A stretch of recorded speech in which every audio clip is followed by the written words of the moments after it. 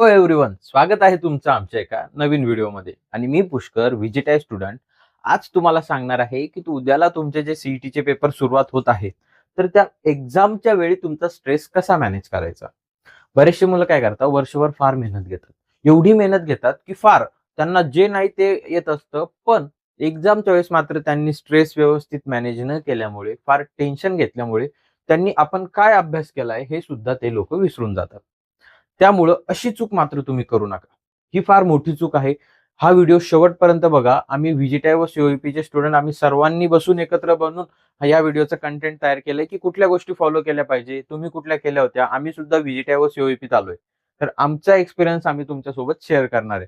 त्यामुळं ही गोष्ट लक्षात ठेवा की जर तुम्ही मेहनत जरी केलेली असेल, जास्त मोठा मी व्हिडिओ बनवणार नाही, कारण मला माहिती उद्या तुमची एमएसटी सीईटीची एक्झाम सुरू होत आहे.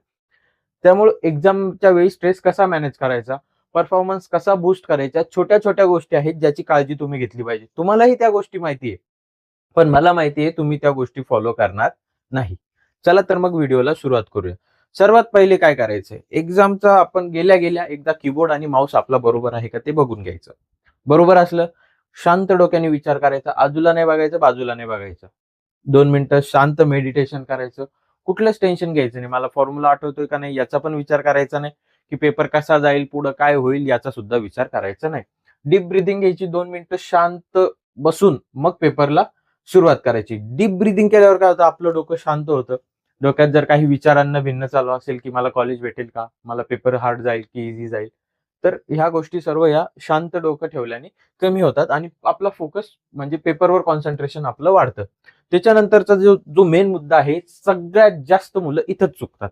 मी मुद्दाम हा मुद्दा 2 नंबरला ठेवला. सर्वांना माहिती आहे किती वेळ झोप घेणं गरजेचं आहे, तरी सुद्धा मुलं चुकतात. का? पेपर आलाय दादा, शेवटचा आठवडा आहे, 2-3 तास झोपलं तरी ठीक आहे, मला अभ्यासाला वेळ नाही भेटत आहे. असं वाटतं मी वर्षभर काही नाही केलं तरी शेवटच्या आठवड्यात मात्र असा अभ्यास करतो ना, की 99% YouTubeवर बघून 99% घेतोच. YouTubeवर सुद्धा असे जे व्हिडिओ टाकताना, तर हे असं काही शक्य नाही. व्ह्यूजसाठी ते व्हिडिओ टाकत असतात. मी क्लिअर बोलणारा माणूस आहे. नसेल आवडत तर अनसबस्क्राईब तुम्ही करू शकतात. बट जे आहे ते आहे. त्यामुळे झोप घेणं फार गरजेचं असतं. जसं एखादं कॉम्प्युटर आपण दिवसभर चालवलं, लॅपटॉप दिवसभर चालवला, फोन कंटिन्यू चालवला तर तापतो. त्याला थोड्या वेळ विश्रांतीची गरज असते. तसंच आपल्या माइंडला सुद्धा विश्रांतीची गरज असते. जेवढं जास्त वेळ तुम्ही अभ्यास कराल, तेवढं जास्त वेळ माइंडला शांत होण्यासाठी टाईम लागतो, आराम करण्यासाठी टाईम लागतो. त्यामुळं कमीत कमी 6 ते 7 तास झोपणं गरजेचं आहे. जर तुमची झोप झाली नाही, तर पेपरच्या वेळेस तुम्हाला आळस येतो, डोकं दुखल्यासारखं होतं, तुमचं मन विचलित होतं, अरे काय? कारण आपलं ब्रेन म्हणजे आपलं मॉनिटर आहे. सगळ्या गोष्टी तिथून हँडल होत असतात. त्यामुळे तुम्ही तेच प्रॉपर मॅनेज नाही करू शकलात, तर मग तुम्हाला तुमचं डोकं तरी कसं चालणार? फॉर्म्युले कसे आठवणार? त्यामुळं स्लीप घेणं फार गरजेचं आहे. प्रॉपर 6 ते 7 तास झोप तुमची पेपरच्या आदल्या दिवशी, पेपरच्या आठवड्यात सुद्धा झालेलीच हवी. त्यामुळं आय होप स्लीप घेणं फार गरजेचं आहे. त्याच्यानंतर पुढचा जो पॉइंट आहे आपला तो निगेटिव्ह थॉट्स. मुलं बोलतात पेपरच्या आधी. मला पण आले होते हां. असं नाही की येत नाही. येतात, ऑटोमॅटिक येतात. यार मला पेपर कसा जाईल? काय होईल माझं पुढं? कॉलेज भेटेल का? किती पर्सेंटाईल येईल? घरचे काय म्हणतील? आता जेवढा अभ्यास झालाय तेवढा सफिशियंट आहे का नाही? मला काही येतंय का नाही? हे निगेटिव्ह थॉट्स तुम्ही टाळा. हो, मी करेल.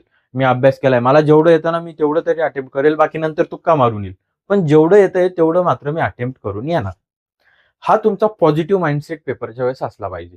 तुम्ही जर निगेटिव्ह विचार कराल, की माझं कसं होईल आता तर असं तसं, तर मग मात्र तुमचे फॉर्म्युले, तुम्ही काय जो अभ्यास केलाय, ते सर्व तुम्ही विसरून येणार. त्यामुळे एक गोष्ट लक्षात ठेवा, पेपरला बसण्याआधी तुम्ही पॉझिटिव्ह माइंडसेटमध्येच असले पाहिजे. ड्रॉपरचा विचार बी नाही करायचा, मग मी रिपीट करेल, काहीच नाही. विचारच नाही करायचा. फक्त मला जेवढं येतंय मी तेवढं माझे 100% देणार. मी माझे 100% दिलेले आहे. त्यामुळं माझं ते जे येतं ते मी बेस्टच देणार. असा माइंडसेट तुमचा असला पाहिजे. त्यानंतर जी गोल्डन लाईन आहे, गोल्डन टिप आहे, की मेंदू, डोकं शांत ठेवा. आता ते कसं ठेवायचं मी ते तुम्हाला सांगितलं. कारण जेवढे शांत तुम्ही राहणार ना, तेवढं तुमच्यासाठी फायदेशीर राहणार. जेवढे थॉटफुल तुम्ही राहणार, जेवढे विचार तुम्ही करणार, तेवढं तुमच्यासाठी घातक असणार. कारण तुम्हाला ऐन वेळेवर तुम्ही काय अभ्यास केलाय ते आठवणार नाही. आणि जे मी बोललो, की डोकं शांत असलं पाहिजे, कॉन्फिडन्स असला पाहिजे. तर कॉन्फिडन्स कसा बूस्ट करायचा? तर त्याच्यासाठी तुम्ही शॉर्ट नोट्स म्हणजे जे वाचलंय ना, त्याच्या रिव्हिजन प्रॉपर केल्या पाहिजे. मी रिव्हिजन कशा करायचा, रिव्हिजनचा काय फायदा आहे, हे याचा व्हिडिओ तुम्हाला अगोदरच शेअर केला होता. त्यामुळं ती गोष्ट तुम्ही लक्षात ठेवायची. आय होप तुम्हाला या सर्व गोष्टी फॉलो करून एक्झाम चांगली जाईल. आणि all the best for your exam from our visit and talks team. I hope, मला माहिती आहे तुम्ही करशाल आणि करणारच. काहीही तुम्हाला अडचण आली तरी आम्ही इथे आहोत. एक्झाम झाल्यानंतरही पेपरचा अनालिसिस असो किंवा कॉलेजचं ऍडमिशन असेल, हे सर्व गोष्टींमध्ये आम्ही तुम्हाला हेल्प करणार आहे. त्यामुळे डिस्क्रिप्शन बॉक्समध्ये दिलेल्या व्हॉट्सअपच्या ग्रुपच्या लिंकला क्लिक करून जॉईन व्हायला विसरू नका. थँक्यू.